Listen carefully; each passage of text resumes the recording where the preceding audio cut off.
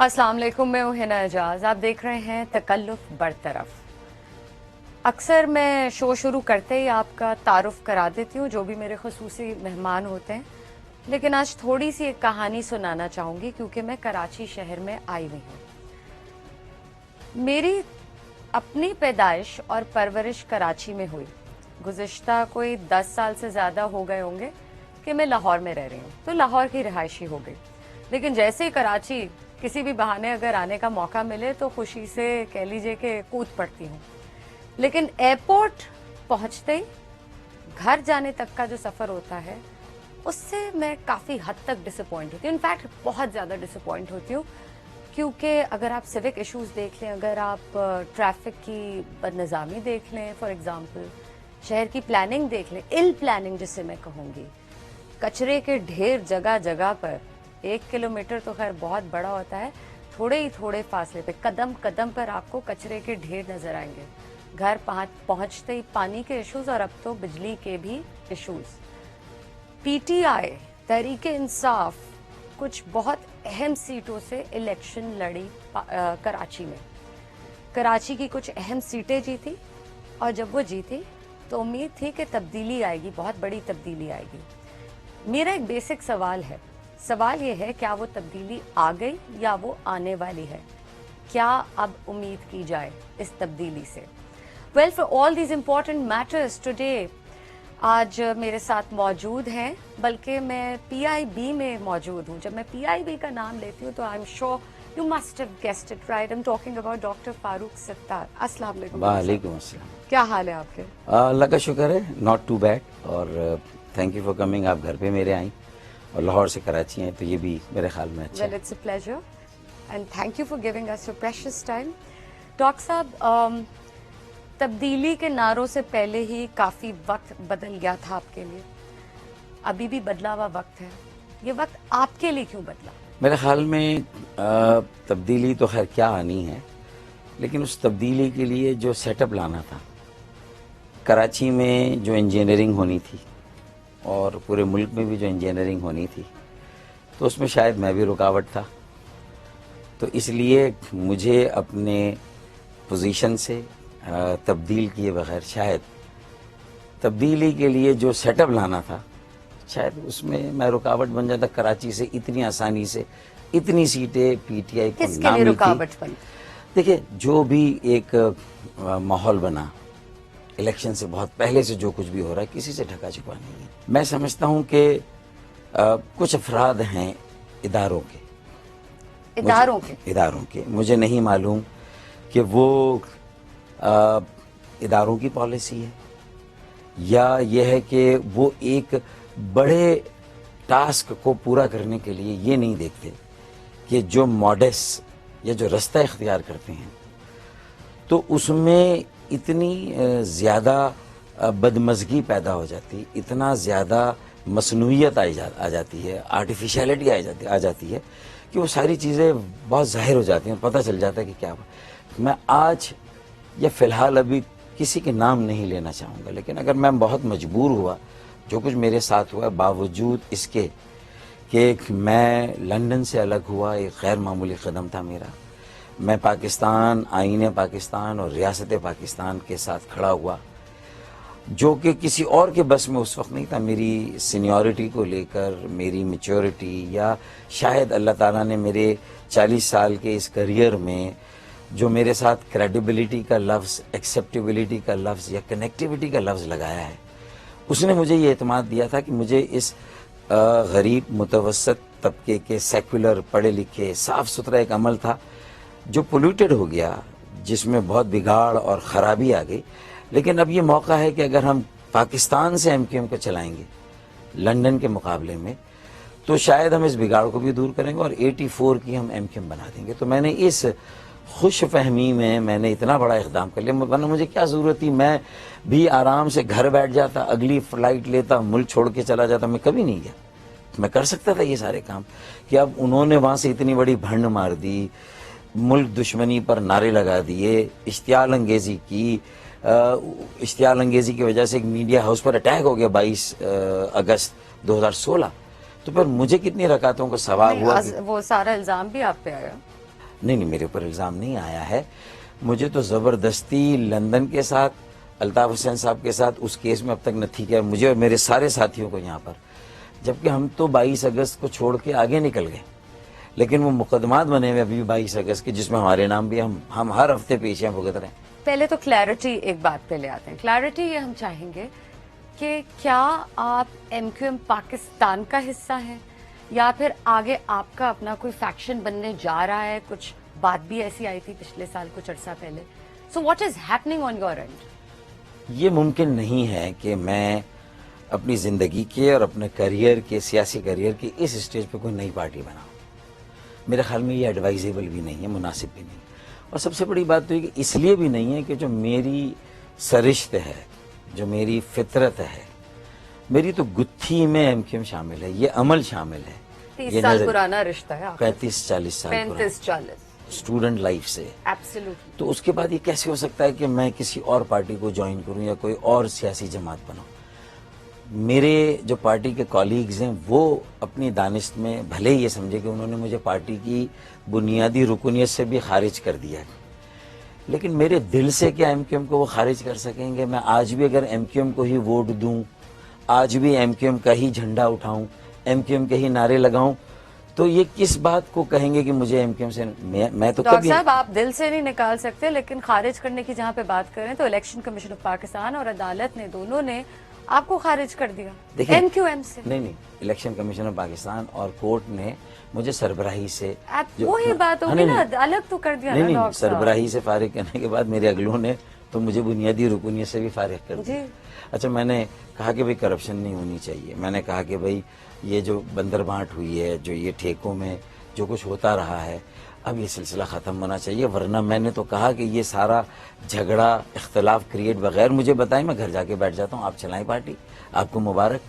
یہ نوبت کیوں آئی لیکن ڈاکٹر صاحب؟ نوبت اسی لیے آئی نا کہ جولائی 2017 میں نے کچھ بڑوں سے یہ بات کی تھی کہ بھائی بہت سارے لوگوں نے بہت کچھ بنایا ہے, لیکن اب یہ عہد کریں کہ روزہ رکھیں. چلیں زندگی بھر کا نہیں رکھنا چاہتے, 5 سال کا تو رکھیں کم از کم, اور 5 سال کے لیے تو لوگوں کی بے لوث خدمت کر کے بتا دیں یہ ایک سیکولر جماعت ہے, عام لوگوں کی جماعت ہے, اس میں سائیکل چلانے والے, گنے کی مشین چلانے والے, ٹیکسی والوں کو لوگ جو ہے وہ منتخب کر کے جو ہے وہ اسمبلیوں میں پارلیمان میں بھیجا گیا ہے. تو اتنا بڑا اعزاز ملا ہے, ہم تو پورے ملک کی سیاست کا رخ بدل سکتے ہیں, موروثی سیاست کرپٹ کلچر کو ختم کر سکتے ہیں. ایم کیو ایم کے وزراء ہوں یا ایم کیو ایم کے جو بھی لیڈران ہیں, نیشنل اسمبلی میں ہو, پروونشل اسمبلی میں ہو, تو وہ تو بہادر آباد والی پارٹی والوں کے. دیکھیں میں بھی بہادر آباد والی پارٹی میں چلا گیا تھا نا, سربراہی سے فارغ کیا, پھر بھی میں چلا گیا. ہائی کورٹ نے, الیکشن کمیشن نے کہا, میں نے اس کو قبول کر لیا فیصلے کو, میں چلا گیا اور الیکشن لڑا, اور الیکشن دونوں مجھے ہرائے گئے. مجھے معلوم تھا کہ میں نہیں جیتوں گا. لیکن معاف کیجیے گا بات کاٹ رہی ہوں, آپ کا اپنا اسٹیٹمنٹ ہے, آپ نے اس وقت جب عدالت نے فیصلہ دیا تو آپ نے کہا کہ لیڈرز عدالتیں نہیں بناتی. ہاں ٹھیک ہے, وہ میرا ایک موقف ہے کہ وہ فیصلہ جو ہے اس کو میں نے دل سے قبول نہیں کیا, لیکن اس کے احترام میں اور جو سیاسی اور یکجہتی کی ضرورت تھی, میرا ووٹ بینک اگر کنفیوز ہو رہا تھا تو میں نے ایک بڑا قدم کیا اور میں نے خالد مقبول بھائی کی سربراہی کو مانتے ہوئے چلا گیا. میں نے کہا چلیں, میں سپریم کورٹ میں نے اپیل نہیں کی اسی لیے, تو میں چلا گیا اور الیکشن بھی لڑ لیا اور مجھے ہرا بھی دیا گیا. میں نے کہا کہ چلیں اب آگے بڑھتے ہیں, لیکن پھر اگر مجھے مشاورت سے باہر رکھا جائے, رابطہ کمیٹی میں مجھے صرف شو پیس کے طور پر ہی بٹھایا جائے, دل سے قبول نہ کیا جائے, اور میرے ساتھ جو لوگ غلطی سے کھڑے ہو گئے تھے 5 فروری کی ہماری لڑائی کے بعد, تو ان لوگوں کے ساتھ بھی اگر تضییق آمیز, توہین آمیز سلوک کیا جائے تو وہ میں سمجھتا ہوں اتنے سالوں کے تیار کردہ کارکن, وقت کی انویسٹمنٹ ان میں, ان کی قدر نہ کی جائے اور ان کے ساتھ ایسا سلوک کیا جائے دوسرے درجے کے کارکن کا, وہ مناسب نہیں تھا. تو میں گھر بیٹھ گیا. پھر بائی الیکشنز آئے تو اس میں جتنی سلیکشن, پھر حکومت میں گیا کہ اس کا فیصلہ, پھر وزارتیں کس کو دینی نہیں دینی اس کے فیصلے.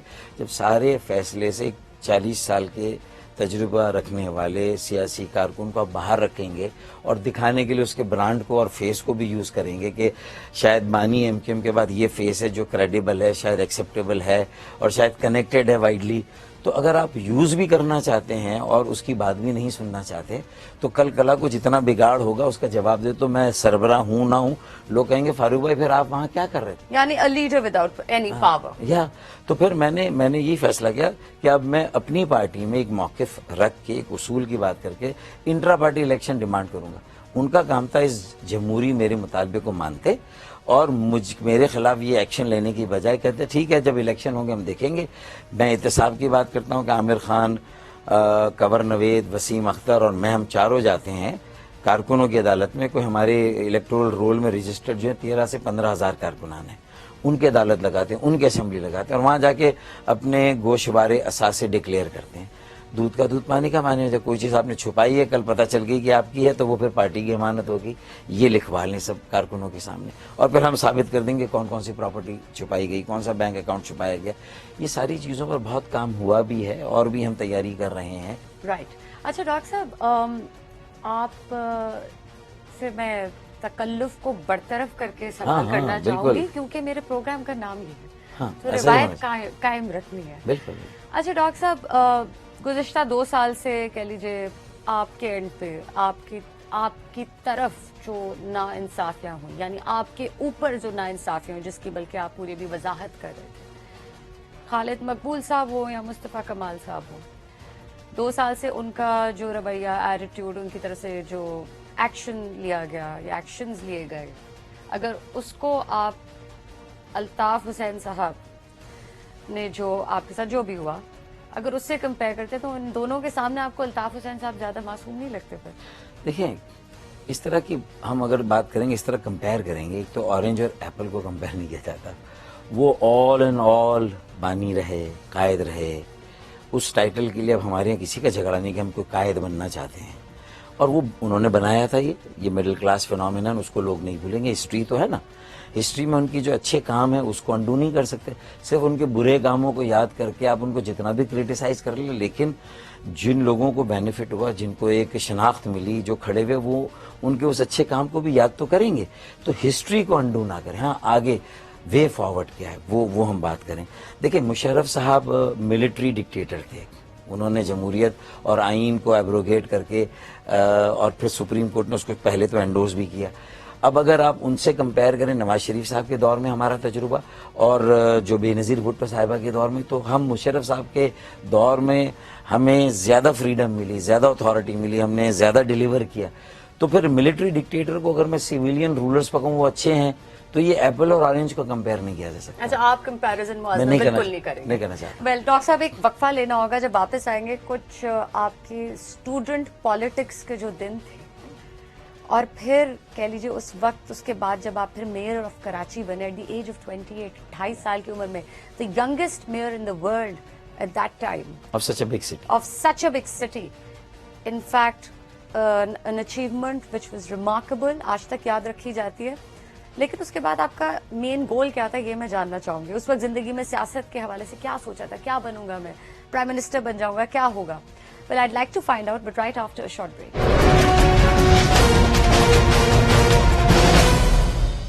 جی ڈاکٹر صاحب, 28 سال کی عمر میں آپ میئر بنے اتنے بڑے شہر کے, دنیا کا ایک بہت بڑا شہر کراچی.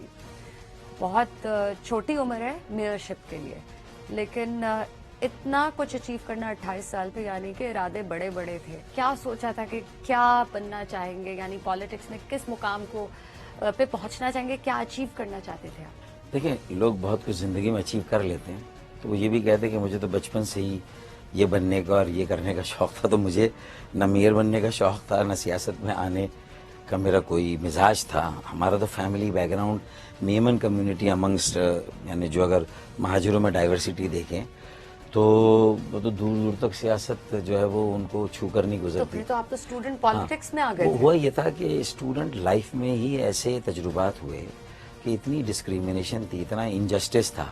کوٹا سسٹم تھا جس میں اچھی میرٹ اور مارکس کے باوجود اگر میڈیکل کالج میں داخلہ نہ ملے, انجینئرنگ یونیورسٹیز میں داخلہ نہ ملے, پروفیشنل کریئر کو آپ نہ آپٹ کر سکیں, تو اس سے بڑا ایک احساس محرومی پیدا ہوتا ہے. تو مجھے ریپیٹ کرنا پڑا تھا intermediate to get admission into, اور محنت کرنی پڑی.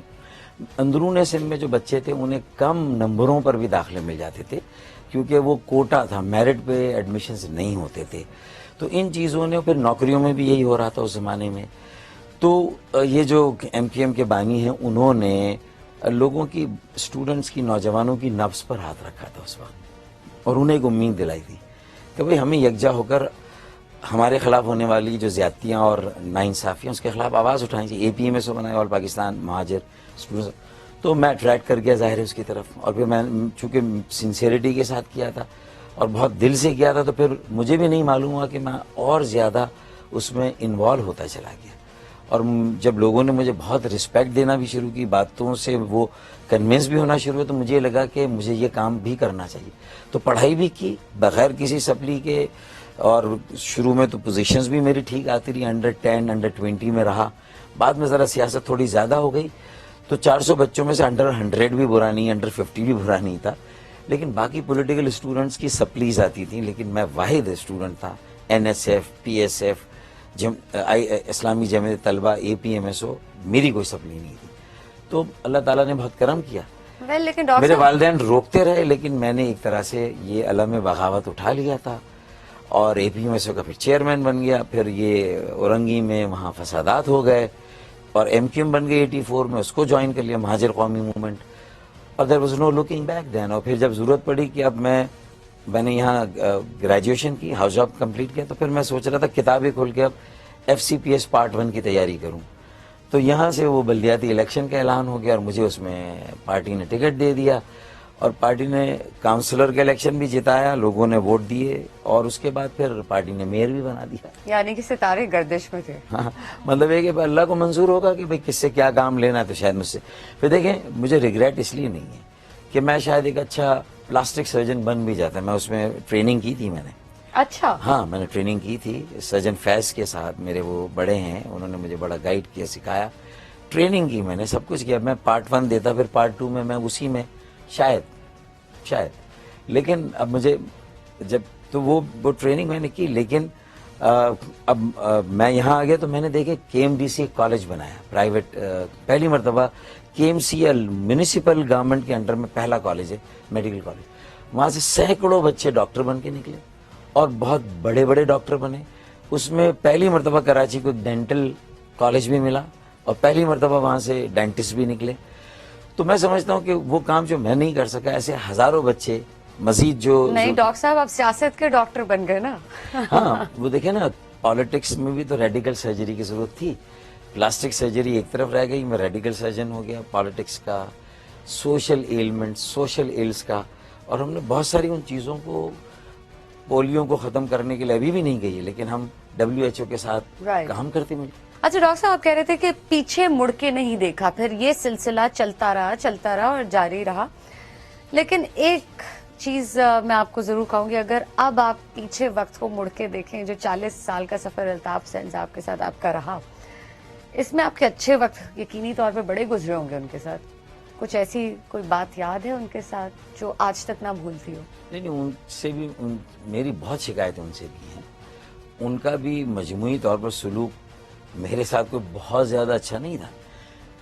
شاید میری اپنی میرٹ پر پارٹی میں جب بھی برا وقت آتا تھا, کسی کو منہ دینے کا وقت آئے, پارٹی کے کسی ایسے موقف کو جو بظاہر اتنا ڈیفینڈیبل نظر نہ آئے, اس کو بھی ڈیفینڈ کرنا ہو, تو پھر کہیں پولیٹیکل بات چیت کرنی ہو, مذاکرات کرنے ہو, کوئی راستہ نکالنا ہو, کہیں ہم پھنس جائیں, تو وہاں تو ڈاکٹر فاروق ستار کو ضرور وہ رول دیا جاتا تھا. لیکن گورنرشپ دینی ہے تو عشرت العباد جو اتنے سالوں سے ان ایکٹیو تھے, یہ شکایتیں ہیں میری, اور جینوین یعنی ہیں. آپ کو اسکیپ گوٹ کی طرح یوز کیا جاتا تھا؟ جو بھی آپ سمجھ لیں, اس کو جو بھی نام دے دیں, لیکن اس کے باوجود چونکہ میں اس کاز کے ساتھ سنسیئر تھا, وہ چونکہ الطاف حسین صاحب کا تھا, تو میری سنسیئرٹی. بٹ عشرت العباد صاحب کو کیوں پرائیورٹائز کیا جاتا تھا؟ یہ تو میں نہیں سمجھتا کہ ججمنٹ کا پیمانہ کیا تھا, لیکن میں جب تک پارٹی میں تھا میں نے کسی کے ساتھ یہ فیلنگ شیئر نہیں کی جو آج میں یہاں بیٹھ کے کر رہا ہوں, کہ اس وقت بھی کوئی میرے ساتھ انصاف نہیں ہوا. مجھے 2002 کے قومی اور صوبائی اسمبلی کے الیکشن سے باہر رکھا گیا, مجھے الیکشن ہی نہیں لڑایا گیا, اور جو لاٹ آئی تھی اس کی کیا اوور آل پرفارمنس تھی. بالکل نئے کورے لوگ تھے جن کی کوئی ٹریننگ نہیں تھی, جن کو کوئی سکھانے والا نہیں تھا. پھر بھی اس الیکشن کی پوری کیمپین کو میں نے چلایا ہیوی ہارٹ کے ساتھ. ایک تو یہ ہوتی کہ عزت دینا ہوتی, پھر جب لوگوں نے دیکھا کہ فاروق بھائی یہ کر رہے ہیں, تو پھر لوگوں نے مجھے جو عزت دی ہے کہ میں بے لاس ہو کے, بغیر صلاح ستائش کی تمنا کے, مڈل کلاس ایمینسیپیشن کے لیے, ڈاؤن ٹراڈن جو پسے ہوئے لوگ ہیں ان کے امپاورمنٹ کے لیے, انہیں با اختیار بنانے کے لیے میں نے تو اپنی زندگی کو وقف کیا ہوا تھا. اب اگر اس میں ایم کیو ایم کے بانی نے بھی میری اس طرح سے قدر و قیمت نہیں کی، ٹھیک ہے وہ کہتے ضرور تھے کہ بھائی تم سنبھالو پارٹی کو، تم چلاؤ، تو لوگوں کو اشارہ ملتا تھا کہ کوئی نہ کوئی میرے اوپر ان کا یہ ٹرسٹ ضرور تھا مجھ پر. لیکن اوور آل کسی نے بھی کوئی شکایت کر دی، سب سے زیادہ ڈانٹ مجھے پڑتی تھی. اب وہ یہ اور بات ہے، وہ کہتے ہیں کہ بیٹی کو ڈانٹ کر اصل میں بہو کو سنایا جاتا ہے، تو ساری بہویں تو مزے کرتی تھی، صرف بیٹی ہی ڈانٹ کرتی تھی اور اسی کے سارے رائٹس ٹریمپل ہوتے. تو یہ ہوا میرے ساتھ بھی. الیکشن اچھا پھر کیا ہوا، یہ اللہ کا کرنا ہے کہ پوری پارٹی نے فیصلہ کیا، جو تھے سب الیکشن میں آنا چاہتے تھے مجھے ہٹا کر، تو الیکشن ہو گیا اور مجھے ہٹا دیا. پھر مجھے رابطہ کمیٹی سے بھی نکال دیا گیا تھا 2002 کے بعد. لیکن دیکھیں بتو منتشاؤ بتو ذل منتشاؤ بیدک الخیر، اللہ تعالیٰ جسے چاہتا ہے عزت دیتا ہے. ہٹا دیا گیا. لیکن وہ لانڈھی میں حقیقی کا ایک پہلا نمائندہ کامیاب ہوا تھا، اس کا انتقال ہو گیا. اب وہ نو گو ایریا تھا، ڈیفیکلٹ سیٹ تھی اس وقت. اب کس کو کھڑا کیا جائے؟ پوری پارٹی نے کہا کہ لندن، میں 3 مہینے کے لندن چلا گیا تھا، کہ نہیں انہیں واپس بھیجو، انہیں الیکشن لڑائے. تو جب مجھے الیکشن لڑایا میں جیت گیا، تو صرف 6 مہینے کا گیپ رہا، میں پھر آگے پارلیمان میں. تو اگر لوگوں نے روکا بھی تو بھی اگر اللہ کو منظور تھا تو میں نے سرو کیا.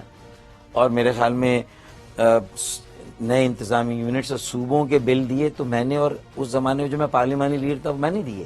ساری قراردادیں فاٹا کی مین اسٹریمنگ کی ہو، کہیں پر بھی اقلیتوں کے حقوق کی بات ہو، یہ جبری جو مذہب تبدیل کرایا جاتا ہے، پھر جبری شادیاں ہماری ہندو اور مسیحی بیٹیوں کی جو یہ جو چل رہا ہے، جو تو ان کے لیے بھی میرے خیال میں پھر کشمیر کے لیے ایک پالیسی کہ ہم اس کو کس طرح، تو میرے خیال میں ہم نے تو نیشنل پالیٹکس، لینڈ ریفارمز، ایک عام آدمی کو روزگار، micro finance, value addition, small medium enterprise, چھوٹی گھریلو صنعتوں کو فروغ، وہ ساری باتیں جو میٹر کرتی ہیں پاکستان کے ایک عام آدمی کو آگے لانے کے لیے.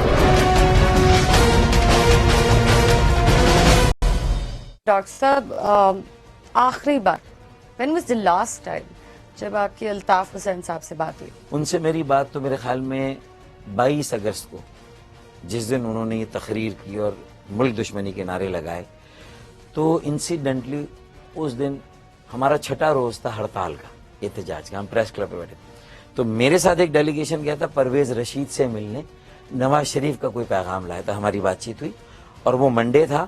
انہوں نے کہا کہ تھرسڈے تک نواز شریف آئیں گے، آپ لوگوں کو پانی پلا کر آپ کی ہڑتال ختم کرائیں گے.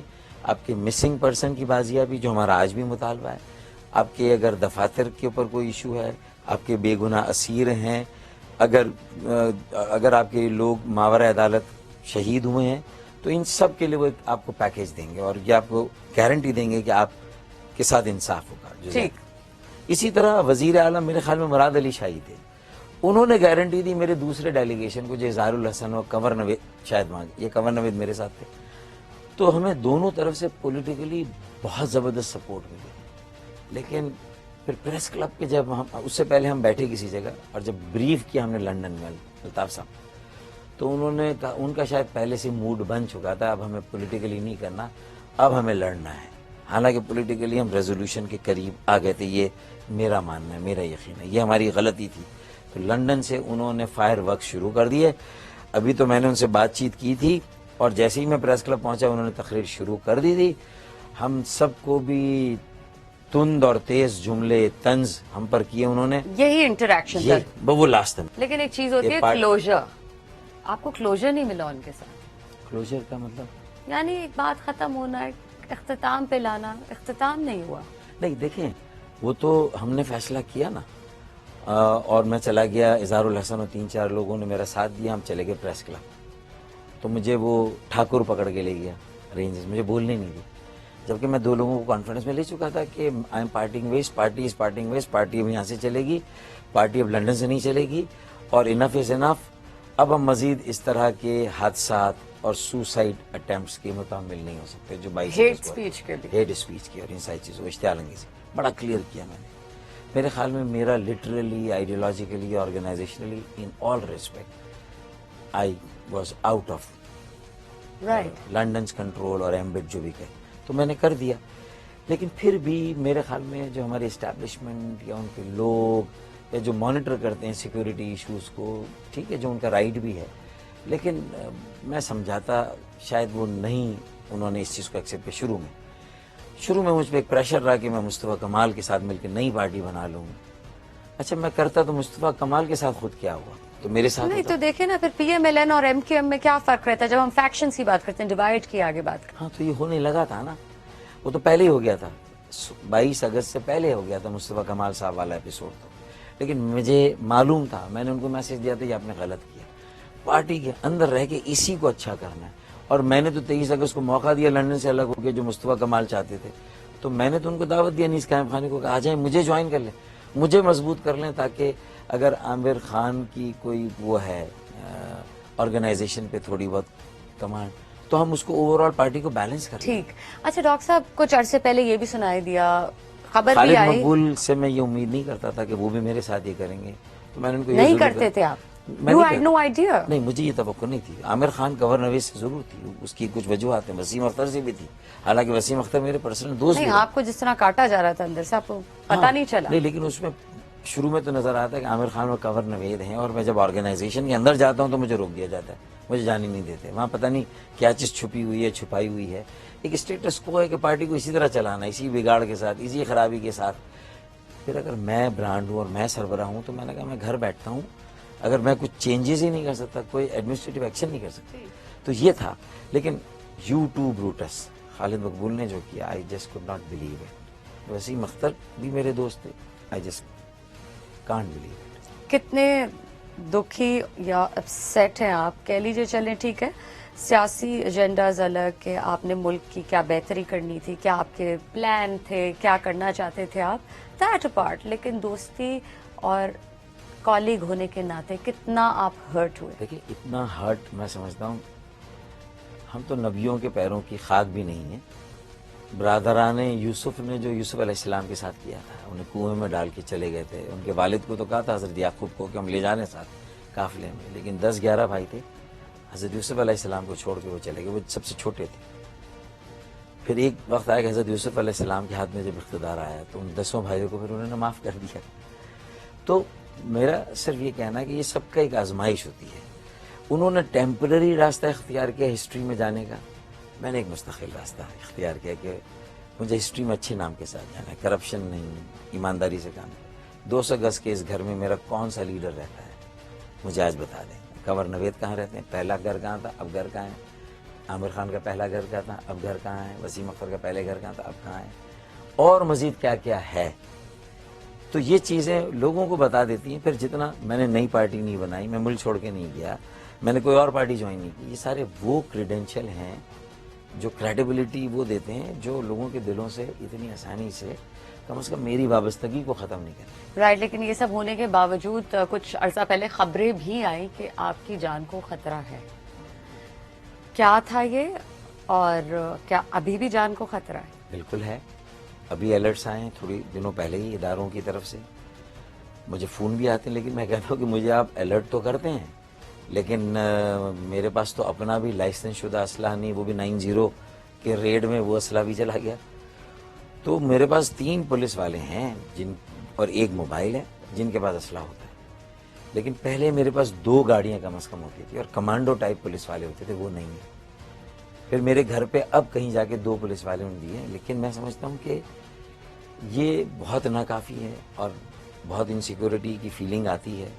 اور ہم پولیٹیکل لوگ ہیں, ہم لوگوں کے بغیر ہمارے لیے آکسیجن ہے, لوگ ہمیں ان میں جانا پڑتا ہے. بالکل. مچھلی پانی کے بغیر سدن کراچی کے بےتاج بادشاہ یہ کہا جاتا تھا, اور ابھی بھی لوگ کہتے ہیں اس کے بارے میں. لیکن یہ جو آپ کو ایک ہٹ لگی, یہ جو اس پورے سلسلے سے آپ کو لگتا ہے کہ باؤنس بیک کریں گے آپ؟ میرا تو یہ بڑا یقین ہے. یہ تو پہلے بھی ہوا نا پارٹی میں, دیکھیں مجھے نہیں بنایا تھا میں نے, رابطہ کمیٹی سے ہٹا دیا, پھر لینا پڑا.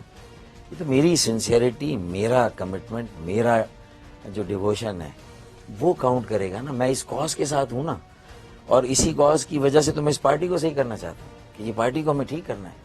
اور یہ پارٹی تو پورے ملک کے لیے لاسٹ آپشن ہے.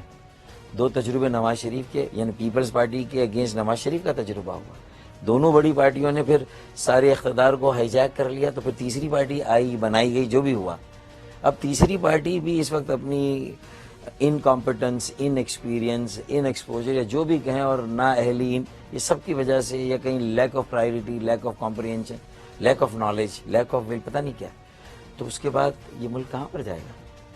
تو ابھی بھی میں سمجھتا ہوں کہ جو ایم کیو ایم کا ماڈل ہے 84 کی ایم کیو ایم کا, وہی پاکستان کا بیسٹ بیٹ ہے. اور میں اپنے لیے کہوں گا کہ when the going gets tough, the tough gets going. Well on that note doctor صاحب میں آپ کا بہت شکریہ ادا کروں گی کیونکہ آپ نے بڑا دل کھول کے تمام باتیں کی, گلے شکوے تھے جو بھی تھا وہ بھی بیان کیے.